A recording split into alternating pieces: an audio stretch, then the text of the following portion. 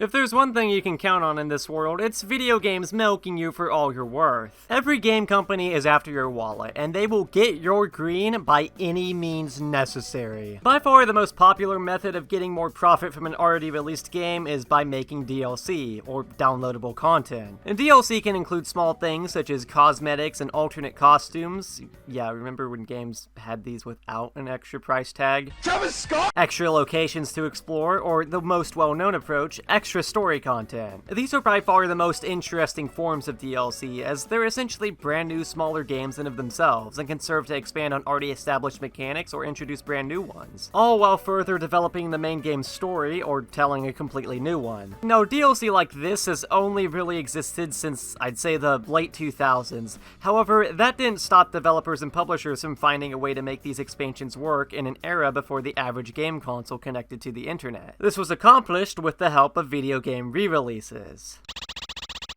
Now, I'm not necessarily referring to remasters or the like. My topic for today is about games that had a full price release, and then later got released for full price again with new content, most of the time being a new story scenario. Before DLC became commonplace in an era where every console could connect to the internet, this was the most convenient way to add content to old games. And what I've always found interesting about these new story scenarios and expansions is that they're typically pretty contentious or not talked about at all. For some games, a re-release can add a ton that was missing from the initial version to make it into a much more complete product. On the flip side, for others, they can come off as half-assed cash-grabby inclusions made with a budget similar to that of a college student's bank account. And since outside of Pokemon nobody really talks about these expansions, I thought it would be fun to dedicate a whole video to them. Now, if I haven't made it clear enough already, this video is not about DLC. My qualifications are that it's content that has to have been added in an updated re-release and is only accessible in said re-release. It's also worth mentioning that most of these are from the mid to late 2000s, however, every now and then a modern port does include content like this, so the time period in which it was released doesn't really matter. What matters is that it's not specifically sold separately as DLC. I know that's an oddly specific set of content to talk about,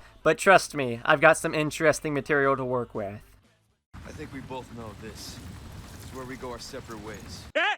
He said it! He said it! Resident Evil 4 is a pretty legendary game, and you don't need me to get on my hands and knees and prepare to inhale to figure that out. The problem is that due to Capcom's deal with Nintendo to release 5 games exclusively on their current console at the time, the GameCube, the game had a much more limited audience than it does now. And because Capcom wanted the game to sell more than 3 copies, not even a full year later they said, "So long, Nintendo!" and would proceed to port the game to every electronic piece of equipment ever made, starting with the PlayStation 2. Not only that, but they decided to bundle it with a brand new campaign starring Ada Wong following her adventure that takes place parallel to Leon's. Now, I've played my fair share of the original RE4. In fact, I've played it probably like 1, 2, 3, 4, 5, 9 times, I think. Meanwhile, before working on this video, I've played Separate Ways a grand total of once.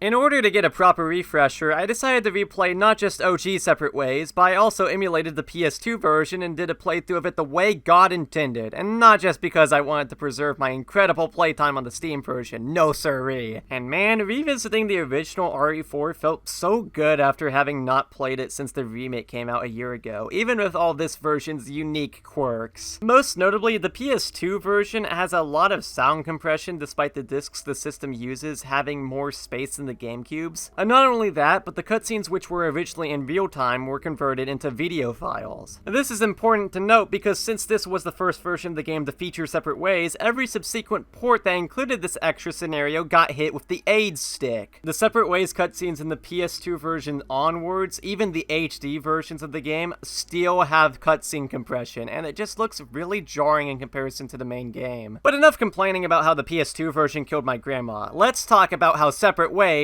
was its accomplice. So since this is supposed to take place alongside Leon's story, it only stands to reason that there would be a lot of familiar territory. That's not to say the playthrough is completely devoid of new sights, but a lot of locations are reused across both campaigns with some effort to make them stand out, such as rearranged enemies, though I can't help but feel that a lot of content on offer is pretty repetitive. They tried to circumvent this by giving Ada a grappling hook to give you access to previously inaccessible areas. However, a lot of the time it's hard to tell where you're allowed allowed to use it, and it leads to some level layouts feeling very unconventional to traverse through. Just like the main game, the merchant is present to sell you weapons and other gear, but unlike his main game counterpart, he can't tune up your weapons and they all come with preset stats. And like, one of the most fun parts of RE4 was the weapon variety and being able to upgrade them to fit your playstyle. That sense of progression is a huge plus, and the lack of upgrades here, as well as the greatly limited amount of weapons to begin with, closes off the player expression that was present in the main game. And by the end, you'll end up having way more money than you'll ever know what to do with. I got every weapon and weapon part, and eventually started ignoring boxes because I didn't care anymore. Further compounding these problems is the lack of enemy variety. Most of the enemies here are just your standard Ganados, and you'll stumble across like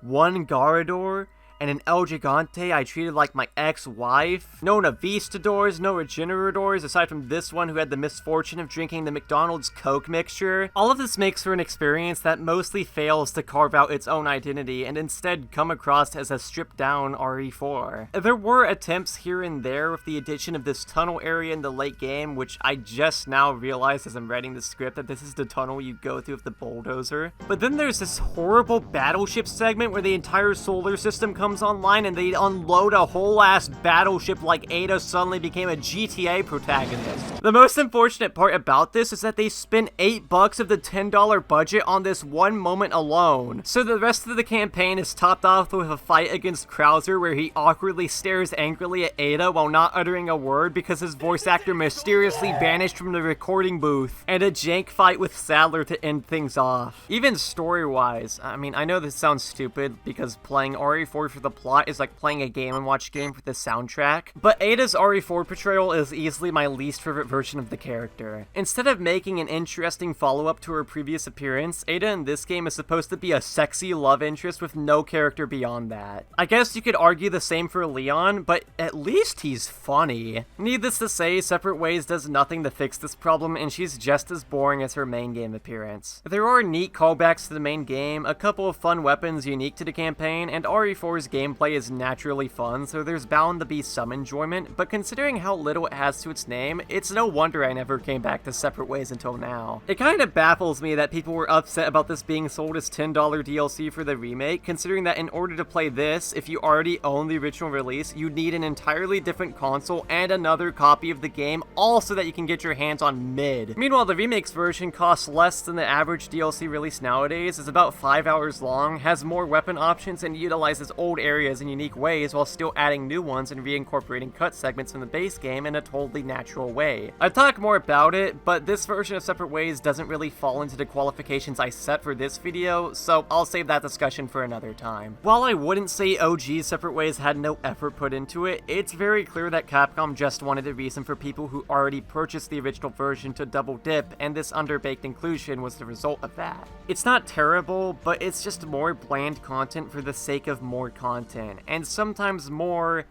isn't really more. The Mafia outfit alone was a way more impactful inclusion than the entirety of Separate Ways. But anyway. Anyway? What do you mean, anyway? So let's go from the most influential action horror game of all time to one of the most influential psychological horror games of all time. I promise you this video won't just be horror games, you gotta trust me, bro. If you want to have a discussion about the true greats of this medium, or talk about why games are art, you can't go anywhere online without somebody mentioning Silent Hill 2. This game is so popular that I'm pretty sure there are a lot of people who don't even think there's a Silent Hill 1. And ignoring the fact that Silent Hill 3 is simply better, I definitely respect SH2 and its impact on gaming. Plus, it's one of the few games out there that folks claim has a good story that actually has a good story. However, even though everyone and their dog talks about this game, I haven't seen a lick of discussion surrounding its re-release. Oh, well no, I'm not referring to that one. No, seriously, I'm not. No, stop. No, stop. I'm not talking about. Stop! And no more than a few months after the game's original release, the game received a port to the Xbox under the subtitle Restless Dreams. This version was eventually ported back to PS2, but with no subtitle this time, instead being under the Greatest Hits label, which I don't think any other game released under that label had extra content added to it, but whatever. This updated version added in a few things, but more importantly, it also included our topic for this segment, Born from a Wish. Born from a Wish follows the character Maria before she encounters James in the main story. I've been curious about this sub-scenario for a very long time now, because despite the attention this game gets online and how much people praise it, I haven't heard a soul talk about Born from a Wish. I've had to actively seek out coverage of this mode, when in comparison to Separate Ways, it at least gets mentioned. So what's the case here? I mean, it's not like everyone who talks about how great this game is just watched a playthrough in a bar while the sound was off, right? Well, I'm a bit of a detective when it comes to finding out why people don't talk about mid, and in this case, that's because this is mid. I don't know how long Born from a Wish's development cycle was, but considering how short it is, how there are next to no unique assets, and the fact that the time between the original release and Restless Dreams was not even 3 months apart, it couldn't have been very long. However, I don't want to make it out like it's devoid of anything good, because shortly into the 5-second runtime, Maria finds herself in the mansion of Ernest Baldwin, who refuses to meet with her face to face. The meat of this scenario is exploring the manor, finding things for Ernest. The manor itself is the real highlight of the mode. This might seem like a generic setting for a horror game. You want to get scared, you go to a big spooky house. Even Luigi understood this. Surprisingly though, I've played the first 5 Silent Hill games, and none of them have ever had a location like this. Silent Hill tends to favor bigger locations that would normally be occupied by large groups of people, but here we're given a tighter location that feels a little more personal. The complete lack of music helps the atmosphere a lot. I mean, I love Silent Hill music, don't get me wrong, but not having any music whatsoever really captures that ominous feeling of walking around your house alone.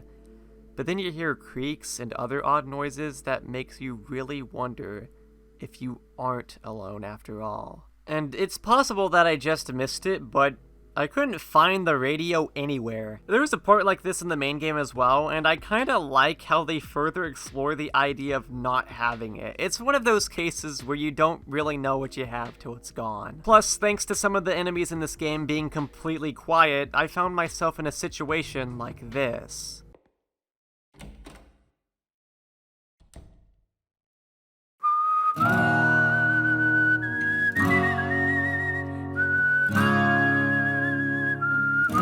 Though combat is as simple as ever, and Silent Hill 2 is no question the easiest game in the series, so you don't really have to worry about resources. Man, if only they made Silent Hill 2 into an action game with more gunplay and quick time events, that would be fucking badass. Unfortunately, that's about where the positives end. Not like there's anything outright bad here, it's just, I mean, there's a whole lot of nothing to know. Even though I like the manor atmospherically, it's incredibly simple from a navigation standpoint. I think part of the horror in a horror game is getting lost, but the manor is laid out in a way where you reach dead ends, get something you need for progression, then go back to Ernest. When personally, I think the appeal of survival horror, including this game, is carefully exploring your surroundings while keeping key features of the environment in mind, such as puzzles and locked doors. Not to mention, this story is short. It's not that long before you've covered all you can in the manor, then Ernest has you go to the apartments from the main game to get a suspiciously colored liquid, and when all of that is said and done, it hasn't even been an hour. Unless if you're like me and took 30 minutes to get past this stupid panel puzzle I'm convinced is only in the game to pad out the runtime. Born from a Wish is a perfectly harmless inclusion that doesn't do anything for me specifically. If you're a big fan of Silent Hill 2 and you're wondering whether or not you should play this,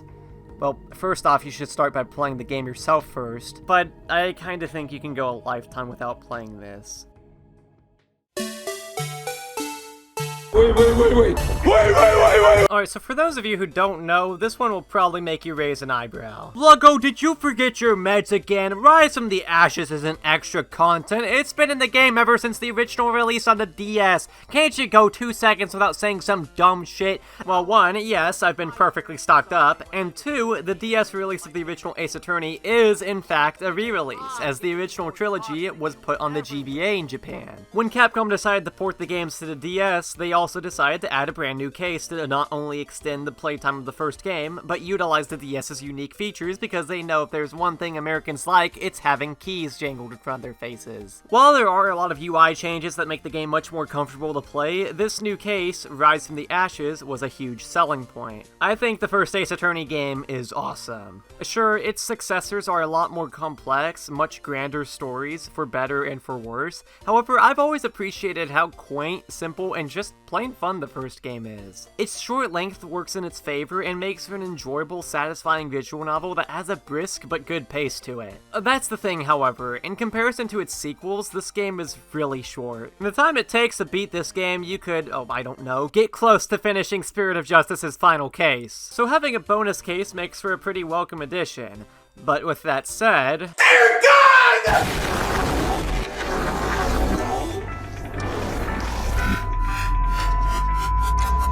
As you can tell, Rise from the Ashes takes its sweet time to establish a far bigger mystery than any other case in the game. Because of its length, pace, and other factors, I've seen it get rather mixed reception online. Some people love it.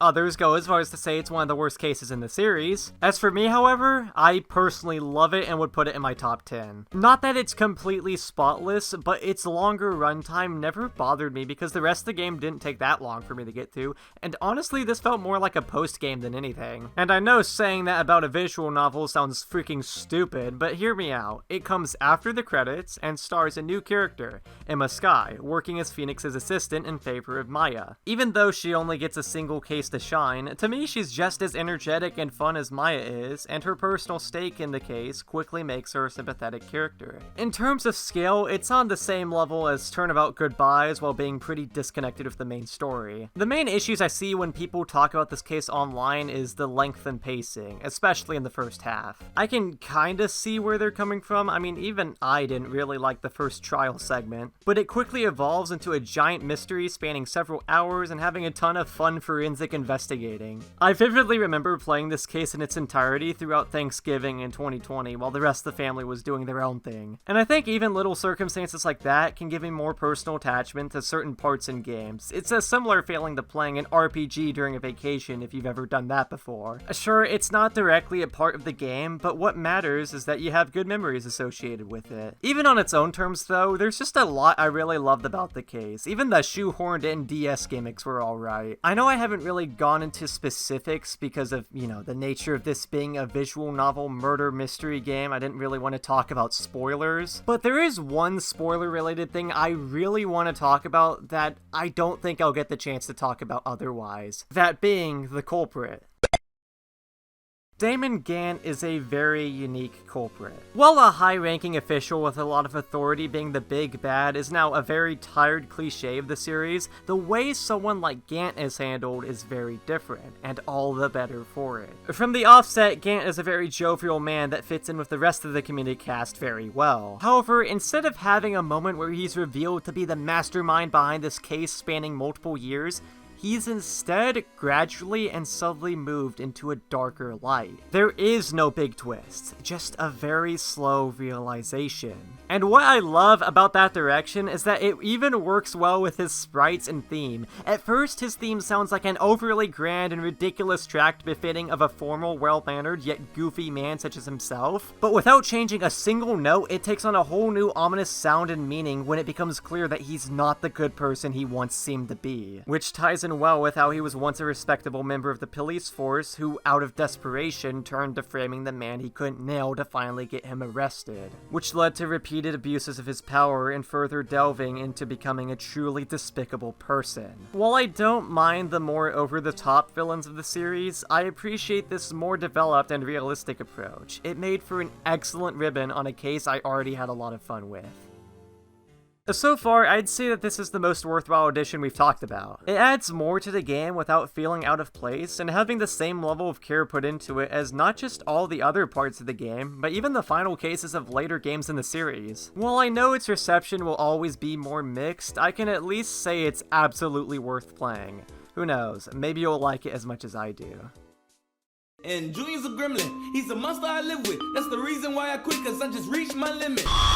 Alright, so here's the most modern example of this practice, coming from 2019's Mario & Luigi Bowser's Inside Story remake. I know a lot of people aren't very keen on this one. While yes, it was a lot more unnecessary compared to Superstar Saga's 3DS remake, and the only real achievement this one had was being the first Mario game to sell 4 copies, I kinda enjoyed my time with this remake, even if I prefer the DS original. However, a lot of people's qualms come with minor changes to the game's story and presentation. But you know what people really don't care about? the extra side modes included in these remakes. I haven't played Bowser's Minions because I never owned the Superstar Saga remake. From the looks of its uninvolved gameplay, it doesn't seem like I'm missing much. Bowser's Inside Story I did play though, and I decided to give Bowser Jr.'s Journey a shot. Now even though I haven't played Minion Quest, this doesn't really seem like an improvement gameplay-wise, even if I did find it kind of fun. The issue is that most of the strategy from battling comes from picking troops and commanders before entering a fight. There's really not much thought that goes into combat, and victory mostly depends on counterpicking whatever is in that stage. From what I remember, by the time you're in the late game, Ludwig becomes the best option since he can outright cancel the opponent's special attacks when no one else can, which kind of eliminates a lot of avenues for experimentation with your favorite Koopalings, but whatever. Even though the game underdelivers in the gameplay department though, I think the story is kinda alright. Does that sound stupid to say a Mario game is carried by its story? I mean, yeah, a little bit, but that sure hasn't stopped some people. Crucify me. This is Bowser Jr.'s Separate Ways, taking place alongside the main story, following Jr. and the Koopalings dealing with Bowser's army and reclaiming the castle from Fawful's new minions, the best fitness friends. Their purpose in life is to have an epic battle with Pappy Van Poodle to see who can be the most unknown Nintendo characters. And they won. What I like about this story is how it explores the dynamic between Junior and the Koopalings. Now, don't shit your pants, but Mario games aren't really known for their storytelling, and that doubly applies to any game the Koopalings are present in, since they're typically reserved for, like, the new Soup games. I've never minded the Koopalings, but I know a lot of people do, and like to call them wasted slots in any game they show up in. Like, yeah, there's definitely a hard cap on the amount of characters you can put in any Mario Kart, but I think Bowser Jr.'s Journey gives him more interactions than any other game in the series, and I think that's cool to see. It also gives Junior himself a genuine character arc. He slowly pushes away and dismisses the other Koopalings from the mission until Morton is the only one who's sticking with him, but after losing him to the BFFs, Junior realizes that maybe he shouldn't have been a little bitch. Finding character development in a Mario game is like finding a fully functional drink machine in a Burger King. Now, this isn't peak cinema like, say, the Mario movie, but I think it is a sweet moment that unfortunately doesn't get much acknowledgement due to the story being relegated to a side mode that nobody cares about, in a remake nobody bought. And it's also completely glossing over the fact that he does nothing to mend his relationship with Chef Pee-Pee, but I'll have to let that slide for now. I'm not saying this is some hugely underrated mode that deserves more praise. I mean, you really can't blame people for writing this off, but honestly, it's better than you'd expect. Pair that with some really good new tracks, and that makes for a pretty decent package. This is the last bit of Mario and Luigi related content we'll probably ever see, but you know, it's not a terrible way to go out.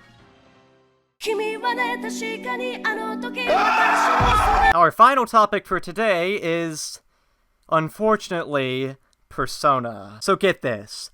Atlus really likes money. Yeah, I don't know what gave that away. They've been doing this re-release stuff with SMT for as long as the practice has been around, and they're still doing it even to this day. The mileage on these re-releases has certainly varied, though. If we want to be technical, Nocturne might be up there with Pokemon Platinum as the greatest re-release of all time. It has countless additions that I'd argue are integral to the full Nocturne experience. I mean, could you ever imagine the game without Matador or any of the other Fiend fights? Persona 5 Royal is also a great re-release and adds arguably the best part in the game that subverts series expectations by having actually good writing. But in a lot of other cases, these re-releases add content that dilutes other parts of the game and ends up feeling out of place. The funniest part about finishing Persona 4 Golden was finding out that every part of the game I didn't like was something added in that re-release. And people will still call you crazy if you don't accept it as the best way to play the game. The issue is that, like some other entries in this video, it feels like they're only adding content for the sake of adding content without thinking about whether or not it synergizes well with the rest of the pre-existing game. Though I can't lie, this is also prevalent in other RPG re-releases as well. Dragon Quest VIII's post-game was already AIDS enough, but man, Hall of Memories, that was super AIDS. Telling someone to kill themselves is pretty weak. If you really want to insult someone, start by telling them, I hope your favorite RPG gets a re-release with new story content that missed this is the point of the original game. All of this brings me to Persona 3 FES, the most different of these re-releases. The most major editions of Atlus re-releases are typically sloppily inserted into the main story. In Persona 3's case, however, there are very few changes to the journey. The most major thing I can think of is adding a social link for Aegis, which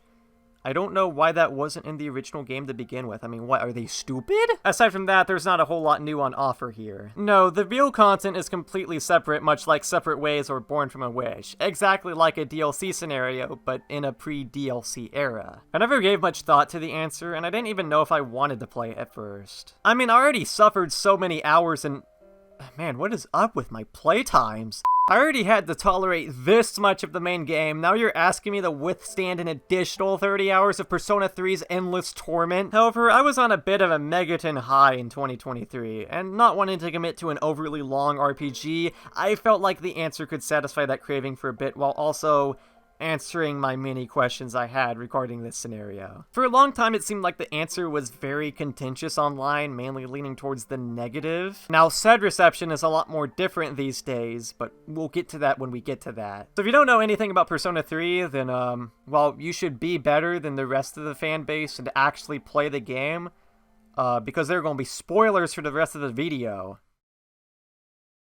At the end of the main game, after the climactic battle against Nyx, the Arbiter of Death, the protagonist has had enough and he dies. Considering the game he's in, I'd say that's the happiest outcome possible. The answer follows the rest of C's, still mourning his death, with Aegis, who serves as the main focus in this story, taking his loss the hardest. However, the team soon finds themselves stuck in a time loop in their dorm building where March 31st never ends. They meet Metis, an anti-shadow weapon just like Aegis, who reveals to the team that the only way out of the time loop is by making their way through the abyss of time beneath the dormitory. After that point, the story takes a back seat up until the final few hours of the adventure, only being supplemented by these extra cutscenes that really don't add much to the game. Unless if I'm getting something wrong, I don't think a single one of these provides any more information than what was already offered in the main story. I don't know about you, but I can't really stand it when a plot spends more time twiddling its thumbs repeating stuff you already know, instead of like actually progressing things. But hey, we gotta reach that 30-hour runtime somehow, and that unfortunately extends to the gameplay as well. The worst thing I think I can say about the answer is that gameplay-wise, it really is more of the same. Aegis takes the same role Makoto, the protagonist in the main game, had, and can use multiple personas just like him. Aside from that change, the dungeon crawling is the same, and the combat is pretty unchanged aside from Metis' addition,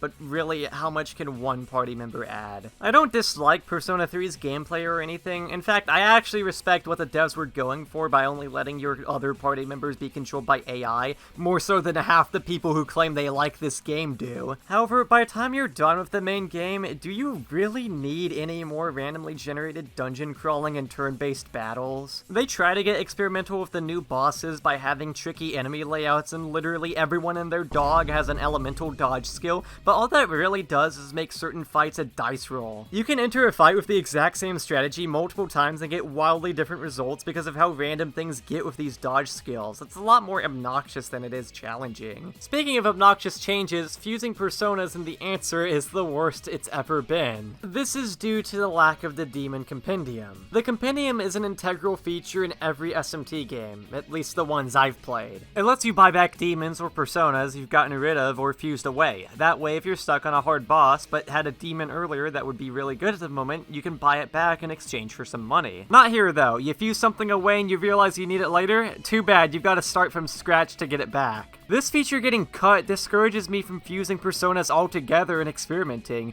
which is kinda the whole point of this series. Experimentation and strategizing over grinding, but the answers fusion mechanics are kinda the antithesis to that. The only reason I could fathom as to why the Compendium got the cut is because they wanted the game to be harder. As soon as you start, it boldly declares that this campaign is much harder than the main story. Even on the back of the box, they claim that this mode has a runtime of 30 hours. But if that playtime is only achieved by forcing you to grind for levels or personas, then really, how much does that playtime actually mean? This is a point I'll argue till the day I die, but more playtime is not necessarily a good thing, especially in cases cases like this where it's undeniably artificial. And so is that difficulty as well. I don't think the answer is even that much harder than the base game, but that's because the way they chose to achieve that difficulty was poor. Oh, and by the way, this shit didn't even get anywhere near 30 hours. So you might be thinking, wow, the answer must be about as fun as contracting AIDS! And nobody would blame you for thinking that considering the game we're talking about here,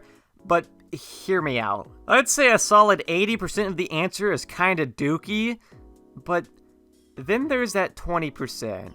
I'm gonna be real with you for a sec. Persona 3 is not some game I vehemently hate. I think it's got a lot of great ideas, but very flawed execution, especially whenever it comes to storytelling and writing. Most of the time you see me dogging on it, it's greatly over-exaggerated because I think making fun of this game is hilarious. However, I can commend it for some of its themes, even though nowadays the whole live your life to the fullest and Memento Mori stuff is very overdone. I've still got a bit of a soft spot for the last bits of the game, and considering how bitter I am now towards games, that's nothing short of an accomplishment. The answer follows up on those themes by exploring mourning and the effects someone else's death can have on people. There's a melancholic air to the opening minutes brought along by the quaint track 331. Which I think perfectly paints how strange and directionless life can feel when one close to you passes away. This all comes to a head when after the group has reached the bottom of the abyss of time, they gain these keys that, when all of them are collected, give them the ability to either leave the dorm and escape the time loop, or go back to the final battle to save Makoto, undoing his death. The group can't really agree on what to do, so this leads to a split that, yeah, it's kind of forced, especially considering that half the team doesn't have a strong feeling one way or the other, and Yukari is a lot more bold about this situation than anyone else is. I think somebody really wanted the team to have an epic, heartfelt tournament to fight for their ideals, where half of them cheat by using moves they don't have access to normally. After that Discord argument, it's revealed that Makoto's soul has actually become a seal against the creature Cerberus, a monster born from humanity's desire for death that, when in contact with Nyx, can bring about the end of the world. The members of SEAS contributed to this desire after Makoto's death. After a battle to stop it, Aigis and the team realize that they need to move on and keep living life instead of being stuck, unmoving, and giving into despair. And despite what I've said about the rest of the story, the gameplay, and ignoring the parts that are kinda dog, I admittedly really love some of the ideas showcased here. I've known a lot of people in my life who've died, and just realizing that I'll never get to see them again, regardless of how big of a role they played in my life, can be difficult to handle. It can be hard to know what to do when somebody someone you're close with, is just gone before you know it. But while remembering and mourning is important so that you can truly cherish what all they did for you, there's a difference between honoring someone's life and staying stuck.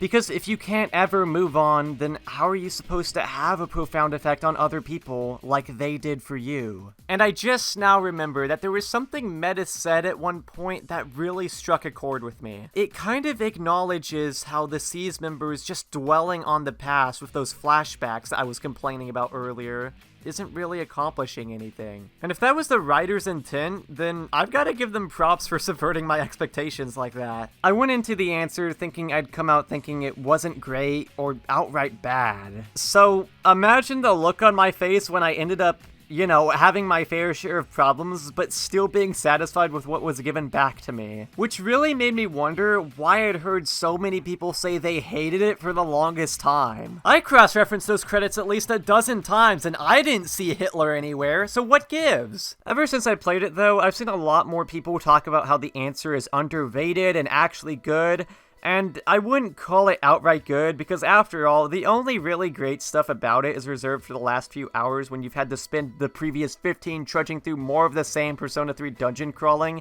and I'd figure a lot of people would say it's not worth the effort. But maybe it's because I got more out of it than I expected, but even though the answer isn't that great and has a ton of issues, I do think those few good aspects really enhanced the themes of the main game, and honestly, that's a lot more than I can say for most of these re-releases.